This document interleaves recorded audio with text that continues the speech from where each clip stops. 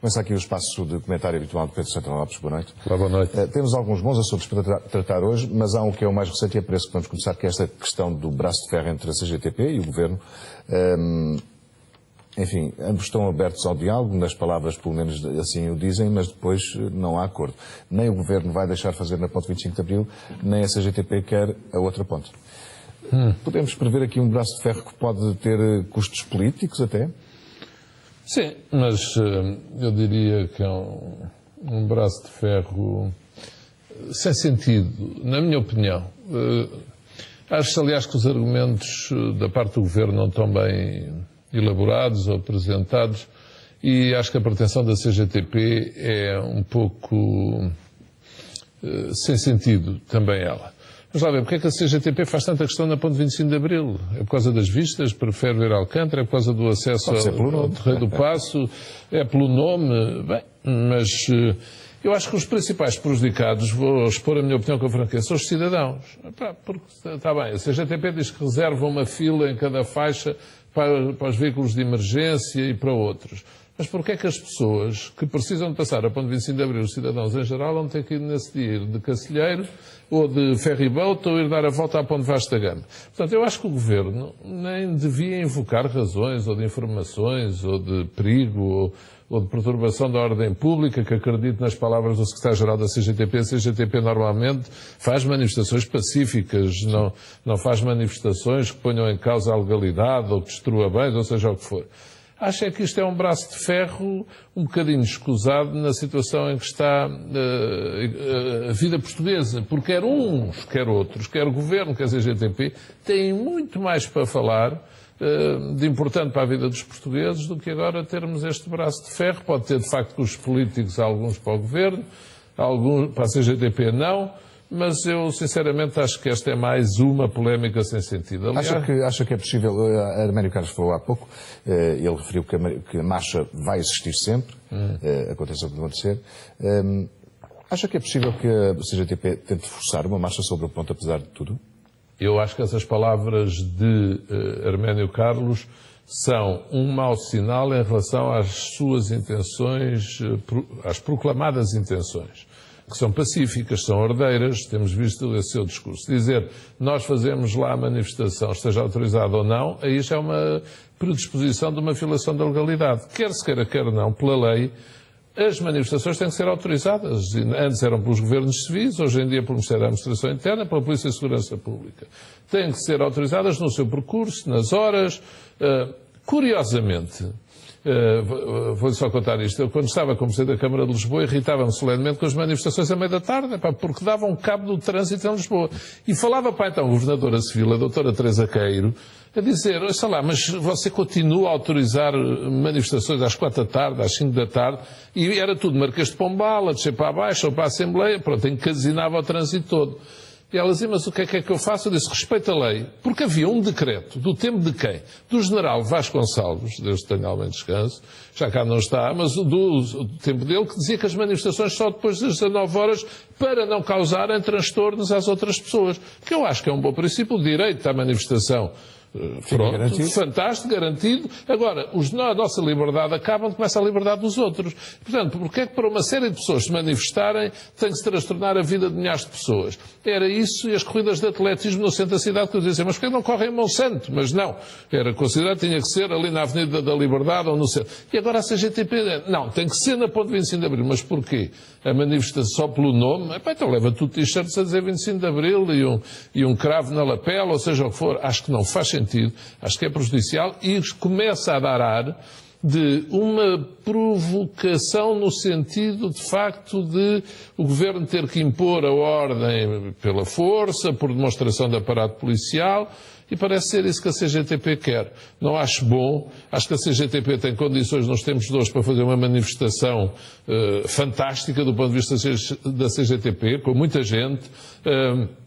O novo secretário-geral é um homem de combate, agressivo, afirmativo, veio trazer, sem dúvida, um sangue novo à CGTP. Acho que ele não precisa disto para cada vez arregimentar mais gente para as causas que defende e para aquilo que os seus sindicatos querem defender. Vamos ver o que é que isto dá, mas, enfim, o percurso continua a ser de... Sim, divergência absoluta. E veja, este Ministério da Administração Interna até tem demonstrado muita sensatez, calma, tem sido reconhecido por todos os setores. Quando foi dos incêndios, levou lá até o António José Seguro foi lá ouvir a explicação, tem-se esforçado por diálogos com a oposição. Não é um homem que ferve em pouca água ou de radicalismo, ou seja o que for. Portanto, quero acreditar ainda que seja possível o bom senso. Eu, com franqueza, compreendo as razões do Governo em preferir que não haja manifestações ali naquela ponte. E a CGTP pode manifestar-se em todo o lado. Pronto, estamos perante uma teimosia institucional, vamos ver se o bom senso prevalece. Esta semana fica marcada, estamos em contagem decrescente para o Orçamento de Estado de 2014. E, portanto, a reunião de ontem extraordinária do Conselho de Ministros era extremamente importante e dali surgiram algumas medidas que vão estar inscritas no Orçamento. Tendo um comentário global. São duras, mas parecem querer precaver, por serem progressivas, parecem querer precaver uma posição do Tribunal Constitucional. É isso que lhe parece? Sem dúvida nenhuma. Estão já imbuídas da estruturação aconselhada pelo Tribunal Constitucional, que pôs muito tónica na questão da proporcionalidade, no princípio da igualdade, e a igualdade, às vezes, significa tratar de modo diferente aquilo que é desigual. E, portanto, não podemos aplicar a mesma taxa a pessoas com rendimentos diferentes, ou as mesmas reduções a pessoas com rendimentos diferentes. Por isso, nos funcionários públicos, imagina a redução pode ir dos 3,5% até aos 15%, pelo que soube. Sim, 12%. A última versão é 12%. Falava-se em ir até 10%. Há aqui um alargamento do leque, provavelmente até para contemplar as situações de maior rendimento e para as distinguir mais escalões. Isso, sem dúvida, irá mais de encontro àquelas que são as posições já conhecidas do Tribunal Constitucional. E, portanto, eu considero que o Governo fez e tem a obrigação de fazer, e se não fez, seria lastimável, precaveu-se a 2 pontos. Primeiro, coesão do Conselho de Ministros, ou seja, para lá desta questão das pensões de sobrevivência, não tivemos notícias durante a semana, como aconteceu aos orçamentos passados, de profundas divergências do Conselho de Ministros, nomeadamente... Notícia não tivemos, mas a reunião foi muito longa, o que não faz crer que tenha sido fácil propriamente. Foi muito longa, mas eu devo dizer, mesmo em termos de crescimento, as reuniões de preparação do orçamento tendem a ser longas. E quando não são longas é só porque o Primeiro-Ministro tem que ir para o estrangeiro, que dá um jeitão nesses dias. Se o Primeiro-Ministro tem que ir para o estrangeiro, para alguma reunião do Conselho Europeu, seja o que for, o Conselho de Ministros acaba mesmo àquela hora e acabou. E às vezes depois há reuniões setoriais. Agora, numa situação como esta, de emergência, eu não vou dizer que é o ano mais difícil do orçamento, mas é um dos mais difíceis, está no pódio de certeza. Acho normal o Conselho de Ministros demorar este tempo todo. E, principalmente, se tiver havido cautela com, digamos, o sigilo, com a reserva, e desta vez acho que houve muito mais, sem dúvida nenhuma. Por outro lado, o Governo também teve cautela com esse aspecto que referiu. E, tanto quanto sabemos, o Governo, de facto, pediu pareceres, pediu opiniões e enviará para o Tribunal Constitucional fundamentação muito desenvolvida para explicitar as suas posições no sentido de evitar chumbos do Tribunal Constitucional. Essa é uma questão que parece continuar a ser fundamental, ou seja, parte, para não dizer quase tudo, do sucesso deste orçamento depende do Tribunal Constitucional e da sua leitura da Constituição, ou interpretação da Constituição. Imagino que alguma destas medidas passa, tanto a das pensões ou de corte nos funcionários públicos. Está a dizer da convergência? Sim. Teríamos uma crise política? Eu não acredito. Já ouvi essa opinião, mas não acredito. Eu acho que o Governo não tem condições para provocar nenhuma crise política. O Governo, como disse a senhora Lagarde, curiosamente, tem a obrigação de fazer tudo para contornar as dificuldades que sejam colocadas. Principalmente, depois da crise que aconteceu em julho, o Governo ficou, como temos dito desde aí, com menos margem para desestabilizar a situação por sua iniciativa, mesmo que tenha uma causa provocada por outra, neste caso o Tribunal Constitucional, mas faz parte das regras do jogo que o Governo tem que aceitar. Por outro lado, o Governo sabe que se provocar uma crise política vai entregar o poder ao Partido Socialista. E muito provável vai entregar o poder a outros. E, portanto, até por uma questão de sobrevivência, já falaremos adiante da relação de forças, até reveladas pelas sondagens, eu não acredito que o Governo, com a saída da Troika prevista para junho, ou digamos assim, quase a chegar à praia, à salvação, alguém que esteve a naufragar e que agora tem a praia à vista, que o Governo atire, digamos assim, a prancha a que está agarrado para a água. Bom, a questão não é só essa, é que isto depende de um compromisso de corte, não é? Ou seja, é uma... Depende. E portanto, realmente é que a maior parte dos analistas não estão a ver onde é que o Governo pode ir buscar este dinheiro, se não for assim, não é? Não é fácil. E há aqui também uma questão ainda em aberto. Saber se o Presidente da República vai pedir a fiscalização preventiva ou a fiscalização sucessiva da constitucionalidade. Eu já o ano passado defendi, continuo a defender, que o Presidente da República peça a fiscalização preventiva das normas que estão mais em questão, para não perdermos meses. Se o Presidente da República... Perdemos tempo, como aconteceu o ano passado. A questão vai parar a março ou abril, como sabemos. Ora, a Troika está para sair em junho. E, portanto, nós vamos ter que arrumar contas com a Troika. E arrumar contas, é fevereiro, março, abril, maio, para a Troika sair em junho. O tal programa cautelar, ou seja o que for. Os analistas, ainda hoje relatórios internacionais que recebi, de analistas financeiros, dizem de facto que acreditam que Portugal não tenha que reestruturar a sua dúvida. Embora continuem a manifestar dúvidas sobre a possibilidade de voltarmos aos mercados no próximo ano. Ora, se não voltarmos aos mercados, um programa mais do cautelar de facto será necessário. E tudo isto tem que ser estruturado ao longo do primeiro semestre. Portanto, o Presidente pedir a fiscalização preventiva, para as pessoas que estão em casa nos entender, é antes do diploma do orçamento ser publicado. E, portanto, será em novembro. Aí o Tribunal Constitucional tem um prazo curto, mais curto para se pronunciar. E, portanto, antes do final do ano saberemos as normas do Tribunal Constitucional, quer ou não quer. Eu estou convencido, uma representa cerca de 500 milhões de euros, a outra 700 milhões, esta das pensões de sobrevivência 100 milhões. Apesar de tudo, com a folga que a Troika deu de crescimento, 0,8% de crescimento da economia, isso representa cerca de 1.500 milhões de euros. Eu acho que não vejo razões, apesar de tudo, para o Governo provocar uma crise política. Notamos, no entanto, que a pressão passou. O Primeiro-Ministro deixou de fazer pressão sobre o Tribunal Constitucional, no geral, e os membros do Governo, e passaram entidades externas a fazê-lo. Nomeadamente externas, considerando Durão Barroso uma entidade externa, acho que é o Presidente da Comissão, a Sra. Christine Lagarde e um alto funcionário do Eurogrupo que também veio fazer esses alertas. Porquê? Porque eu julgo que o Primeiro-Ministro viu que não correu bem essa pressão sobre o Tribunal Constitucional, os efeitos não foram muito bons. A verdade é que as medidas tomadas muito provavelmente também não passariam na Alemanha, por exemplo. Tão pouco em França. Em França não passava de certeza. Em França não, na Alemanha... E, portanto, essa pressão sobre o Tribunal Constitucional levanta sempre a pergunta se é possível reformas estruturais como são necessárias com esta Constituição. É muito difícil.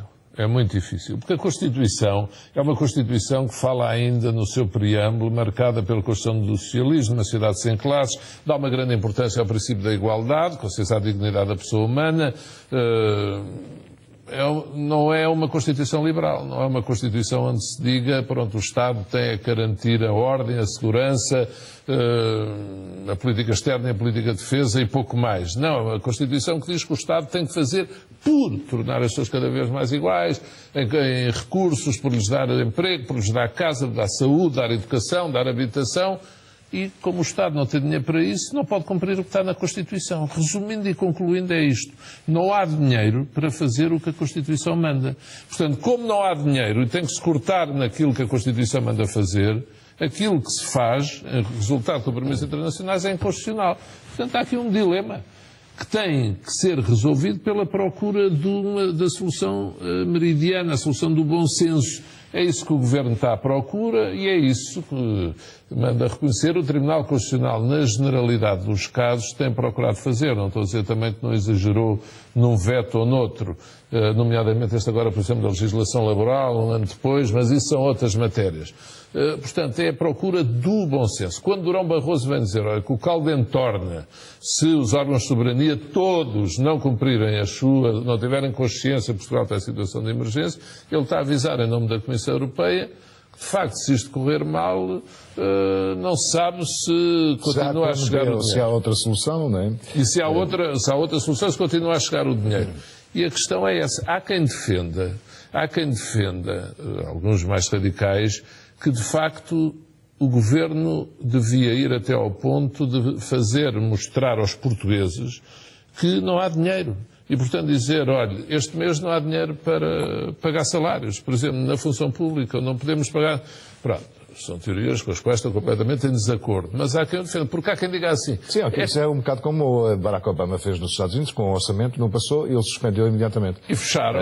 Fecharam agora, os serviços, as pessoas estão em casa sem ganhar, em princípio. Agora vejam o que é isso acontecer em Portugal. E o que esses mais radicais dizem é, sem acontecer isso, as pessoas não sentem aquilo que, de facto, na prática se tem passado várias vezes em Portugal, que é só haver dinheiro para o mês seguinte. E, às vezes, como aconteceu em junho de 2011, nem isso. E, portanto, como nós não estamos lá a fazer os pagamentos, não temos esta angústia, esta ansiedade. Porque, lembra-se que aqui há 2 meses ou 3 atrasou um dia na GNR e disse logo, faltou dinheiro ou foi uma avaria, um bug informático? As pessoas ficaram logo em pânico. Agora imagine que é um mês, ou seja, assim, não há dinheiro, não nos emprestam dinheiro. Significa isto que nos devamos vergar ao jugo dos nossos credores? Não. Mas eu acho que um governo, numa situação como esta, e o Primeiro-Ministro tem-no demonstrado, não pode ceder perante as dificuldades. Não pode, por muito custo, por muito até que ache que se calhar não lhe renovam o mandato, mas tem que aguentar firme. Digo ao Tribunal Constitucional o que disser, porque o Primeiro-Ministro foi empossado e quando se toma posse disto, declaro, por minha honra, cumprirei com toda a lealdade os deveres que me são confiados. E um dos deveres é trabalhar com a Constituição que está em vigor. Sim, ele próprio disse, fora do juramento, que nem sequer tinha, enfim, estava focado em ser reeleito, mas sim em pôr a economia do país, as contas certas. Sim, até utilizou aquela expressão mais brejeira sobre as eleições. Vamos seguir em frente. Temos a imagem e frase da semana. Vamos começar pela imagem da semana, que tem a ver com as sondagens deste fim de semana, da Eurosondagem para o Expresso e para a SIC, na qual os partidos do governo sobem, para não se estar a colocar esta questão assim a seco. Isto é interessante de seguir por causa das eleições autárquicas. Será as autárquicas foram uma derrota clara? Para a maioria. Para a maioria, sim. Principalmente para o PSD, claro. Passado algum tempo, muito pouco tempo, parece que a intenção de voto dos portugueses em legislativas seria diferente. Parece. E lembra-se da sondagem que o Correio da Manhã divulgou na noite das autárquicas sobre as legislativas? Já mostrava, mas... Mostrava alguma proximidade. E esta agora demonstra, de facto, que os partidos da maioria sobem, os outros descem. O que é que isto significa? O que é que tem sido dito normalmente? Isto tem que ser conciliado com as notícias sobre o interior do PS. É que António José Seguro não é alternativa. E, portanto, que não descola, não passa dos 34%, 35% para níveis próximos da maioria absoluta. E que, apesar de tudo, os partidos da maioria se vão aguentando. Mas é estranho isso ou não? Eu não considero estranho, sabe? Porque eu acho que os líderes da oposição têm sempre muita dificuldade em afirmar-se. E veja, esta coisa de exigir a António José Seguro que vá para níveis próximos da maioria absoluta, com toda a franqueza, eu acho um bocado exagerado. Quando é que o PS teve maioria absoluta? Foi quando José Sócrates concorreu comigo e vice-versa, nas legislativas, quando Sampaio dissolveu a Assembleia, pronto, a meio da legislatura. Mas antes das eleições, o PS em sondagens não tinha a maioria absoluta. Depois cresceu, quando Sampaio dissolveu, o PS cresceu. Bom, porque os líderes da oposição, Durão Barroso, António Guterres, nunca têm grandes sondagens. E, portanto, eu acho que há aqui um movimento que me intriga, por vezes, muito. Eu não estou a dizer que António José Seguro é muito bom, suficiente ou medíocre. Não é um líder entusiasmante. Mas é um líder certinho. Lembremos que a Sim, tem Aznar... melhorado, eu acho melhorado que bastante, tem melhorado bastante na ao longo do maneira tempo. como está, na maneira como fala, na maneira como se aproxima das pessoas. Lembremos que a Aznar era tudo menos um líder entusiasmante. A Aznar construiu o seu carisma no exercício do poder. Podemos dizer que António José Seguro não é carismático. Pois está bem. Mas ele, creio que seja por culpa dele que o PS não descola por aí acima. Foi por culpa dele só que os socialistas de Matosinhos se dividiram? Ou que os socialistas apresentaram duas listas? Custa-me a crer. Ou noutras terras onde isso também aconteceu. Portanto, eu acho que isto do governo subir, eu podia estar aqui a dizer assim, isto é muito bom para o governo, isto mostra que Passos Coelho e Paulo Portas são ótimos. Não digo isso, não nego que, ao contrário que muita gente diz agora, que Passos Coelho são dois governos e Passos Coelho é um primeiro-ministro, Paulo Portas também manda demais, eu acho muita graça esta tese. Quando Portas estava como ministro dos Estrangeiros, estava fora, não se envolvia na governação, não estava comprometido, era Passos Coelho sozinho. Bom, agora Paulo Portas está cá dentro, aparece a falar de matérias difíceis como as pensões de sobrevivência e outras avaliações da Troika. Passos Coelho não manda, agora quem manda é Paulo Portas, está cá, ele é que fala. Portanto, isto já sabemos, são estes exageros. Pode dizer assim, mas podia ser um bocadinho mais ao meio. Talvez. Agora, facto é que Paulo Portas está completamente envolvido neste momento com a governação. Pode dizer assim, mas ele tem muito jeito para apresentar. Pois tem. Eu acho que ele falou ontem muitíssimo bem, sereno, calmo e desmontou bem aquela questão. Ele tem muito jeito para isso, porque, coitado, não se podia pedir a Vítor Gaspar para ter o mesmo jeito, experiência e calmo que tem Paulo Portas. Paulo Portas ontem fez aquilo muito bem. Mas então isso significa que Passos Coelho não manda? Bem, só não conhecendo a personalidade do Primeiro-Ministro. Portanto, eu não digo que isto seja porque o governo é muito bom, mas atenção, as pessoas não querem instabilidade. E como não querem instabilidade, tendem também a sondar, se calhar, a dizer, não, eu só nessas eleições, se calhar, votava ao PSD. Mas quem diga que face às sondagens, a nossa também, e esta vem um bocado confirmar isso, há quem diga que, inevitavelmente, sendo as legislativas quando forem, o próximo governo vai ser do Bloco Central, PS, PST. Sim, se houvesse legislativas, ou se houver, proximamente, é como ao sol. É trigo limpo, farinha a par, como se costuma dizer. Agora, eu tenho dúvidas é que as legislativas sejam tão cedo. E por isso, veja lá, o PC e o Bloco sobem. Não, quem sobe é o PSD e o CDS. E, portanto, porque seria normal, como acontece noutros países, com uma situação social como esta, que os partidos da extrema-esquerda subissem muito. Isso não acontece em sondagem nenhuma. Portanto, o problema não é só de Seguro, porque eu vejo isto de Seguro, ao mesmo tempo relacionado aqui com as notícias, também vamos falar a seguir sobre isso, que falam muito em António Costa e no PS, e na sua situação dentro do PS. Portanto, eu tenho dito sempre e mantenho que não se deve subestimar António José Seguro, nem atribuir, volto a dizer, não é um líder entusiasmante, mas ele está no sítio que é preciso estar para chegar ao poder, que é líder da oposição. E se chega lá ao poder, nunca ninguém lhe negou integridade, seriedade e capacidade de trabalho. Lembro quando ele era deputado, fez um trabalho muitíssimo bom, nomeadamente na forma na Assembleia, do regimento, nos debates quinzenais. Eu não estou aqui para dizer... Agora, impressionam-me estas versões que passam a ser verdades adquiridas. Pronto, o António José Seguro é mau. Calma. Não acho que seja assim. Temos só 4 minutos, Pedro Santana Lopes, e vamos temos avançar para a frase. Vamos para a frase da semana. É uma frase de Marcelo Rebelo de Sousa. Vamos ver. O objetivo de Costa ainda é tentar as legislativas. Acha que sim? Sim. Mas só tem agora mais uma hipótese, que é correr em malas europeias a Seguro. O que não é provável. Não é provável. Não é provável. Não é provável. Lá está, não é provável, como não é provável. Já se dizia que era com as autárquicas. Costa vai ter um grande resultado em Lisboa, se não correm bem a Seguro, Costa vai avançar e Seguro... Passamos a vida nisto. E porquê é que será isto? Eu até posso contar aqui, foi público. Marcelo Rebelo de Sousa e António Costa chegaram juntos ao jogo da Seleção Nacional. Aliás, foram vistos a jantar num sítio mesmo muito popular, conhecido ali ao lado da churrasqueira. Chegaram e eu estive também a conversar com eles. E a conversa versava sobre estes temas. E será que António Costa quer ser candidato à presidência ou quer ser candidato a primeiro-ministro? E Marcelo Rebelo de Sousa disse ali, e eu devo dizer que estou convencido mesmo que António Costa quer ainda ter hipótese de ser candidato a Primeiro-Ministro antes de um dia poder ser a outro cargo. Isso implica disputar com António José Seguro? Sem dúvida. Agora, eu acho é que António Costa dificilmente vai ter condições para o fazer. Os timings políticos não lhes são favoráveis. Não são favoráveis, já falámos disso aqui a semana passada. Agora, porquê que será? Marcelo Rebelo de Sousa, eu chamo só a atenção para isto hoje, isto terá mais desenvolvimento certamente, muitos no futuro. Porquê é que Marcelo Rebelo de Sousa, no seu comentário, faz esta referência depois da conversa que teve com Costa? Ele sabe o efeito que têm palavras como estas, ditas assim em televisão. E, portanto, na prática, depois de Seguro, quer não ter ganho as autárquicas, ele está a lançar a estabilidade outra vez para dentro do PS. Ou seja, está a dizer, não, Costa vai disputar com Seguro, agora se o resultado das europeias não for bom. Portanto, lá está, Seguro a prazo. É muito difícil a vida de um líder da oposição. Eu só fui líder parlamentar da oposição, não fui líder partidário da oposição. É muito difícil, mas só fui isso, mas acompanho há muitos anos a vida de líderes na oposição. Isso é muito bem, que normalmente são os governos que perdem as eleições, não são os líderes da oposição que as ganham, a não ser se é a meio da legislatura, ou seja o que for. Agora, Marcelo e António Costa têm aqui alguns interesses comuns, se calhar.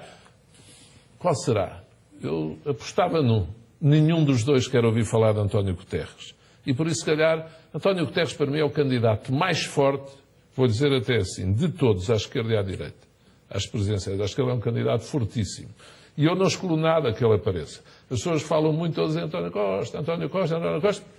E Marcelo, lembra-se, Marcelo foi líder do PSD, com António Guterres líder do PS. Eram colegas de faculdade. Marcelo, em 89, foi candidato à Câmara de Lisboa, apareceu Jorge Sampaio como candidato de uma coligação PS-PC. E Marcelo, quando lhe aparecem assim estes cenários complicados e que baralham as análises muito bem feitas dela, tem uma reação normalmente não é muito positiva. E eu acho que Marcelo não se dá bem com Guterres. Não vou dizer que ele tem receio de Guterres, mas não é o adversário que ele preferia enfrentar.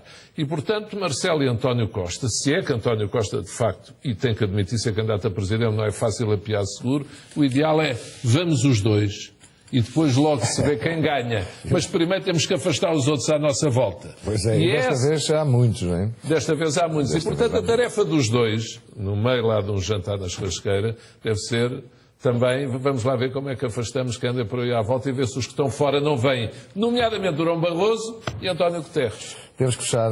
Obrigado por ter vindo uma vez mais. Obrigado também, até para a semana. Fecha este CM Jornal. Tenha uma boa noite. Até amanhã.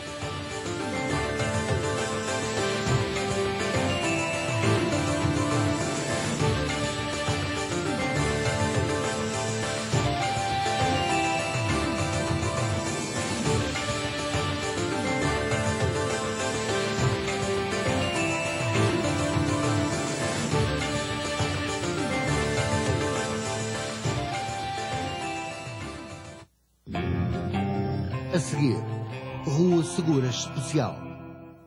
Boa tarde, em direto. Dariam uma explicação? Vamos até ao Fundão, onde o jornalista... Desculpa, Francisco acaba de ser detido. Notícia da morte do economista. 24 horas por dia. Estamos em alerta CN. Acabamos de chegar, somos os primeiros. O jornalista Diogo Torres está no local. De norte a sul do país. Dos grandes centros urbanos à mais pequena aldeia do interior. Nos 3 distritos do Alentejo, em Évora, Beja e Porto Alegre. Vamos em direto agora para Braga, a estação da CP no Rossio. Estamos onde a notícia existe. Onde a informação